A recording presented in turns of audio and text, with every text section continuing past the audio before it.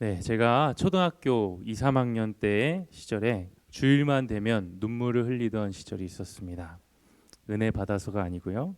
억울해서였습니다. 주일 학교에서 퀴즈를 내는데 분명 내가 제일 먼저 손을 들었는데 나보다 5초 정도 늦게 든 저 친구, 심지어 옆에서 선생님이 정답을 알려줘서 손을 든 저 친구가 정답을 맞힐 때 억울해서 눈물이 자동으로 나오는 것입니다. 제가 울었던 이유가 이 선물을 받기 위해서가 아니라 억울함 때문이었어요. 내가 분명 먼저 손들었는데. 여러분들, 이처럼 우리는 삶을 살아가면서 조금의 억울함도 우리의 삶에 용납하지 않고 싶어 합니다. 그런데 오늘 성경에 억울한 한 사람이 등장합니다. 바로 다윗입니다. 다윗이 누구입니까? 골리앗과 싸워 이긴 국민 영웅이었어요. 그런데 이 국민 영웅이라는 이 타이틀 때문에 다윗에게 억울한 일이 생긴 것입니다. 사울 왕이 다윗이 자꾸 자신의 왕권을 빼앗을 것 같은 그런 위기감을 느끼게 된 것이에요. 그래서 결국 다윗은 사울의 손에 쫓겨서 목숨을 위협받는 도망자의 신세가 되고 맙니다.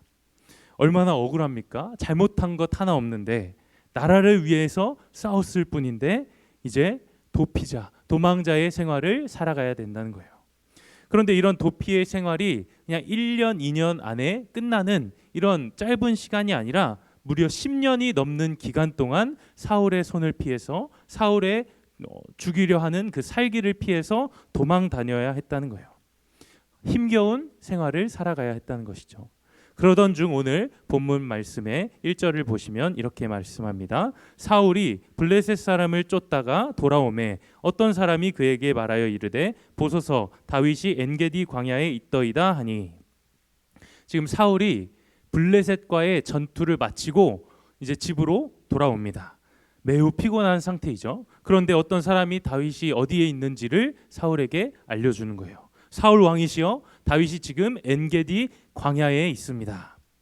이 제보를 듣자마자 사울이 어떻게 하냐면 그의 다윗을 죽이려고 이제 출발합니다. 사울이 눈이 뒤집힌 것이죠. 피곤하고 지친 몸을 이끌고 또다시 출동하는 거예요. 게다가 혼자 가는 것도 아니었습니다. 2절 말씀을 보시면 사울이 온 이스라엘에서 택한 사람 3,000명을 거느리고 다윗과 그의 사람들을 찾으러 들염소 바위로 갈새. 3,000명의 군인들, 병사들을 데리고 같이 가는 거예요. 이 데리고 간 이유가 있었습니다. 다윗에게는 600명의 사람들이 함께 했어요. 그리고 다윗이 숨어있던 이 엔게디 광야라는 곳은 사진을 보시면 이 절벽과 같은 이런 곳들이 많이 있는데 특이한 것은 이 바위에 굴들이 많이 있었다는 거예요. 네, 저 굴들을 샅샅이 뒤져봐야 되기에 또 다음 사진을 보시면 막 엄청난 절벽의 굴들, 저 숨어있는 다윗을 찾아내려면 600명의 군사들과 싸우려면 3,000명은 거뜬히 들고 가야 된다는 것이죠. 그런데 여러분들, 사울이 방금까지 뭘 했다고 했습니까? 블레셋과 전투를 마치고 이제 돌아온 거예요. 집으로 돌아오기도 전에 곧장 다윗이 있는 이 엔게디 광야로 출동한 것입니다. 그러다 보니까 사울에게 급히 해결해야 할 문제가 생긴 거예요. 3절 말씀을 보시면 길가 양에 우리에 이른즉 굴이 있는지라 사울이 뒤를 보러 들어가니라.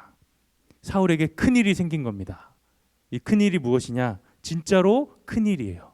네, 큰일을 보러 굴로 들어가는 거예요. 집도 못 갔으니까 여러분들 그럴만하죠.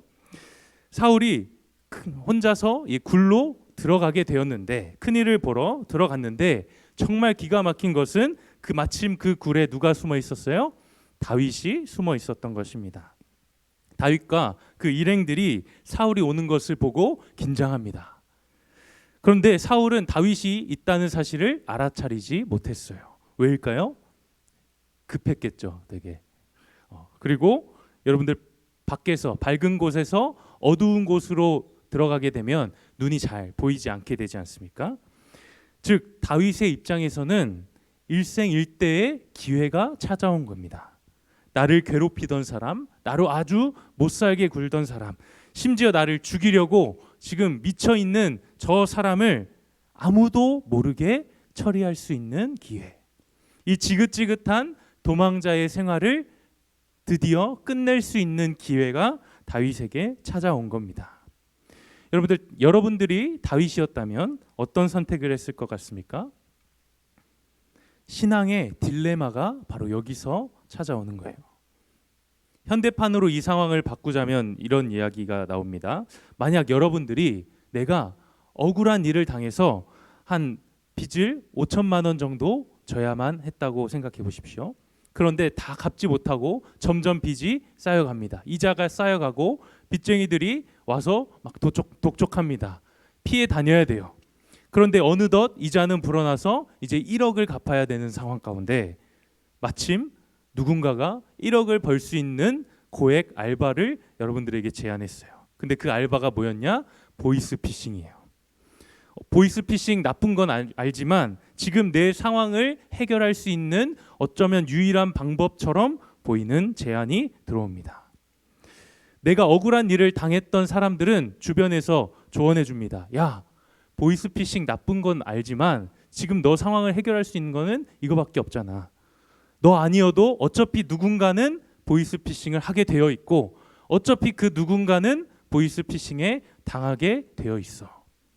그것을 그냥 너가 받아들인다 생각해. 너가 좋은 일에 너의 억울한 상황을 해결하는 일에 쓴다고 생각하면 되지. 여러분들 이러한 상황에 어떻게 해결하십니까?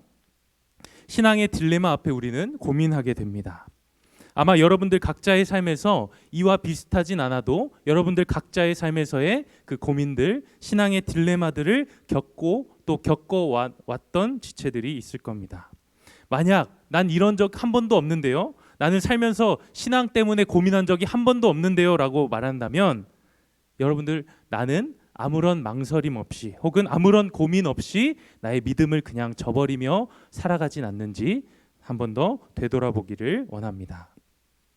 신앙의 딜레마 가운데 우리가 가져야 할 첫 번째 자세가 무엇이냐? 함께 따라해 보겠습니다. 주변의 소리가 아니라 하나님의 말씀에 비추어 보아야 합니다. 우리는 주변의 소리가 아니라 하나님의 말씀에 비추어 살아가야 합니다. 다윗 주변에 있던 부하들이 이렇게 이야기합니다. 4절 말씀에 다윗의 사람들이 이르되 보소서 여호와께서 당신에게 이르시기를 내가 원수를 내 손에 넘기리니 내 생각에 좋은 대로 그에게 행하라 하시더니 이것이 그날이니이다. 이것이 그날이니이다 이야기하는 거예요. 다윗이요, 하나님이 주신 기회입니다. 사울이 이 혼자서 여기 굴에 들어왔다라는 것, 이것은 하나님이 당신의 손을 들어서 사울을 치라는 하나님의 계시입니다. 주변 사람들이 난리 난 겁니다. 그렇습니다. 우리는 신앙의 딜레마의 상황을 겪을 때 우리 주변의 소리들을 차단해야 돼요. 에어팟 끼고 노이즈 캔슬링 하면서 하나님의 말씀에 우리가 집중해야 된다는 거예요. 왜냐하면 이 주변 소리들은 진리의 말씀이 아니기 때문이에요. 주변의 소리는 상황에 따라서 언제든지 달라지기 때문입니다. 다윗의 부하들이 이렇게 말했습니다. 4절 말씀을 다시 보시면 우리 노란색 글씨에 여호와께서 당신에게 이르시기를 내가 원수를 내 손에 넘기리니 내 생각에 좋은 대로 그에게 행하라 하시더라. 여러분들 어떤 말씀이냐면 하나님께서 예전에 다윗 당신에게 말씀하지 않으셨습니까? 내가 원수를 너의 손에 넘겨줄 것이다. 네가 보기에 좋은 대로 행해라. 사울을 너가 죽여도 된다라고 말씀하지 않으셨습니까? 라고 부하들이 이야기하는 거예요. 여러분들 성경 어디에도 다윗에게 하나님이 이렇게 말씀하신 적이 없다는 것입니다. 우리는 주변 이야기, 주변에 있는 경험들, 주변의 생각보다 하나님의 말씀에 더 귀 기울여야 합니다. 성경은 오히려 이렇게 이야기해요. 로마서 12장 19절 말씀 함께 읽겠습니다. 시작. 내 사랑하는 자들아 너희가 친히 원수를 갚지 말고 하나님의 진노하심에 맡기라. 기록되었으되 원수 갚는 것이 내게 있으니 내가 갚으리라고 주께서 말씀하시니라. 하나님이 내가 갚겠다 말씀하시는 거예요.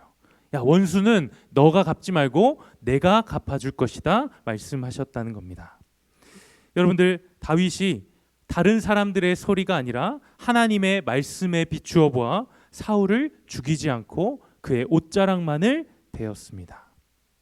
그런데 우리가 여기서 문제가 있습니다. 성경을 통해서 우리가 이 신앙의 딜레마를 해결하고 싶은데 많은 경우 우리의 고민들, 우리의 이 딜레마가 성경으로 곧장 풀어지지 않는다는 거예요. 성경에서 우리의 상황을 해결해 주는 말씀을 딱 보여주지 않는다는 것입니다.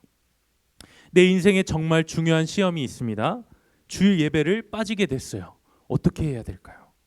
직업상 주일을 지키지 못하는 경우에는 어떻게 해야 될까요?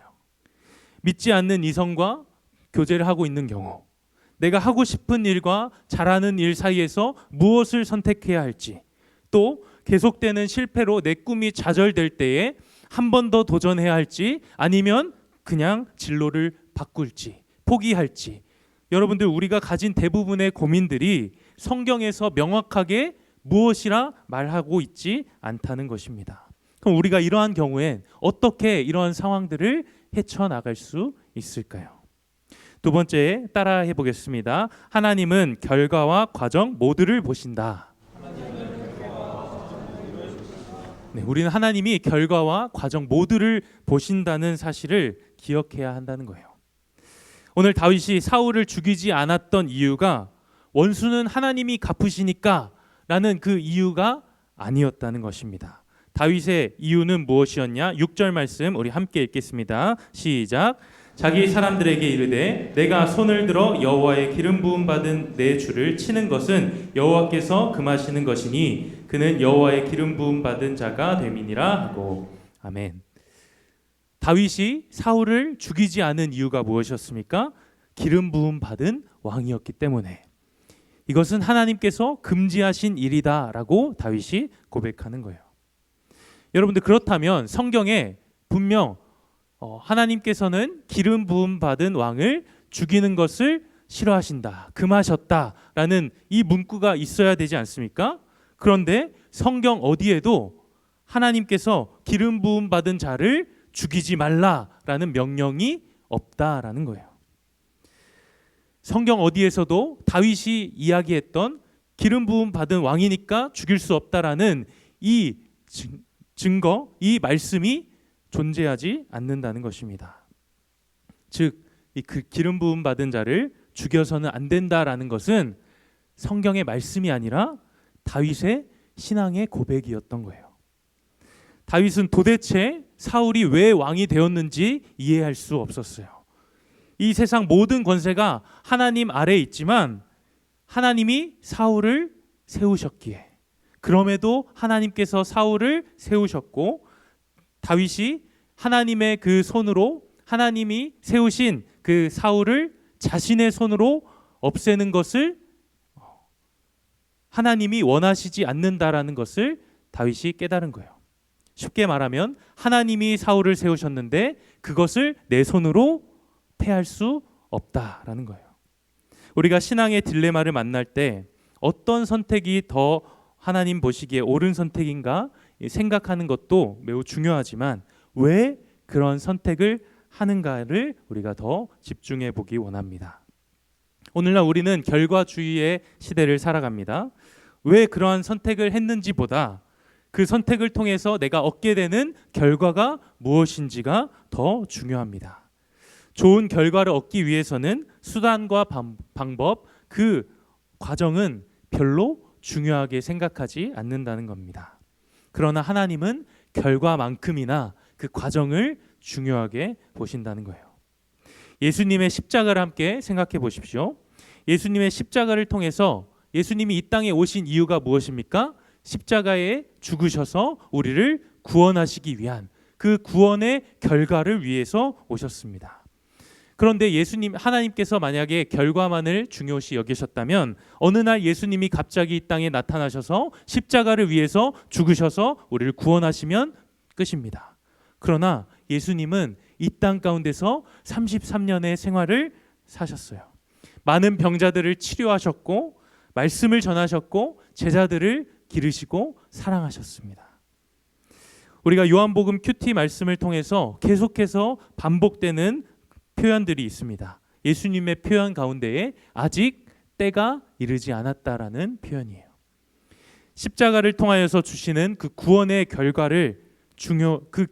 결과도 중요했지만 예수님의 삶은 하나님이 원하시는 때에 하나님의 그 뜻을 따라서 순종하는 그 삶의 모든 과정 가운데에 있었다는 것입니다.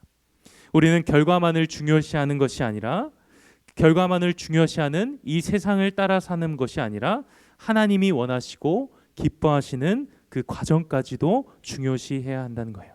세상과는 다른 모습으로 살아가야 된다는 겁니다. 로마서 12장 2절 말씀에 이렇게 이야기합니다.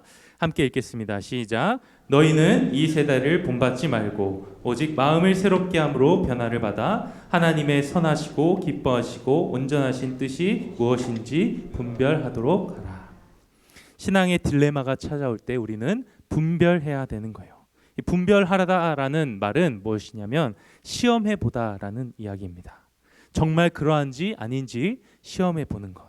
말로만 내 생각으로만 판단하고 생각하는 것이 아니라 우리의 삶에서 정말 그러한지 행동으로 실천으로 시험해 보라는 거예요.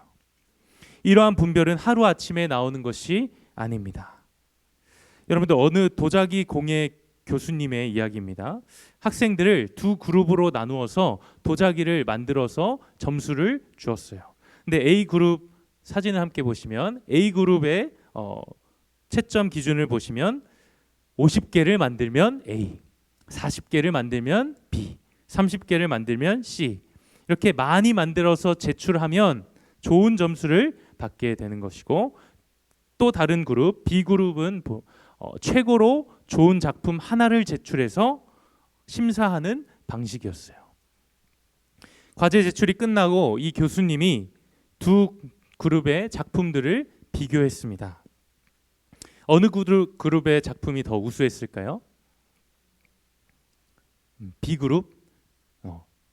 그렇게 생각할 수 있어요. 왠지 A그룹은 50개를 만들려고 그냥 대충 빠르게 만들기 위해서 막 만들어서 퀄리티가 굉장히 낮을 것 같다고 생각하지 않습니까? 그런데 결과는 더 많이 만들었던 이 A그룹 50개를 만들었던 이 작품이 더 완성도가 있었다는 것입니다. A그룹은 도자기를 반복해서 만들면서 실수했을 겁니다. 하나하나 그다지 정성을 들여서 만들지 않았을 거예요. 그러나 어느새 자신도 모르게 이 흙을 다루는 일에 점점 더 익숙해지고 손으로 흙을 빚는 기술이 좋아지면서 또한 어떻게 하면 더 좋은 도자기를 만들 수 있는지를 습득했다는 거예요. 시간이 가면 갈수록 더 좋은 작품을 만들게 되었다는 겁니다.